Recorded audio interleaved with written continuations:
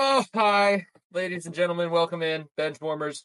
And Nico started this. It was in favor of one of our teams earlier, so I guess I'll.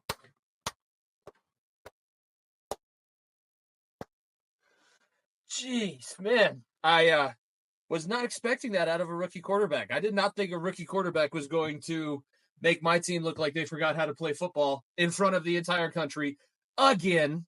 I eh, I I try for you all. I do try. I am a fan of the team. I love this team. I hope people know that this is not an act. I am not like a fair weather. When Nico comes on after the center of attention, I'll ask him to recount some of the things that I've gone through in my life. I mean, the 2015 playoffs come to mind with Vontez Burfict and Antonio Brown. Um, the Carson Palmer injury is like the start of my Bengals fandom. I should be used to this by now, right? I should be used to just all the pain and the misery and the sadness, but for whatever reason, I continue to come back. I continue to watch this team as they put me through heartache after heartache and bad loss after bad loss. And not it would be one thing if they could lose in bad games when nobody is watching, but they lose in the biggest moments possible. I don't even know how it's like it's planned at this point. And there's a lot of things I think that they should have been having an honest conversation with the coaching staff since the very beginning of the season. It was not good enough last year.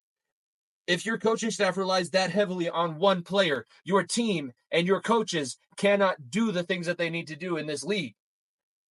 And that's what we did last year. And now this coaching staff has all of their weapons, and we see the same shit. Same shit, different day. It continues on. It rolls on. They will continually be, they're going to probably find a hot streak at some point. They will get themselves close. They might even be close to the division championship because I know that Pittsburgh, they deserve all the credit because they're number one in the division right now and they're undefeated. I'm not saying anything like that. At some point, the Bengals might find themselves close to the division lead, but I am done trying to put up a face for them. At this point, we're like that old fighter in the UFC. We're the gatekeeper of who's coming up because we played against Lamar Jackson two times a year for the last 6 years, and we could not handle Jaden Daniels on the edge. Credit to Jaden Daniels. He had a hell of a game. Hell of a game. That's going to be brought up later on in the episode too. But come on. You need a little bit more fight than that. I'm sporting a black eye. If you're not watching, go check out the YouTube. Go subscribe, like the video while you're there. I'm sporting a black eye. I went through more pain and more heartache and more trauma trying to coach my football practice on Monday night than the Bengals defense did trying to stop the run the entire night.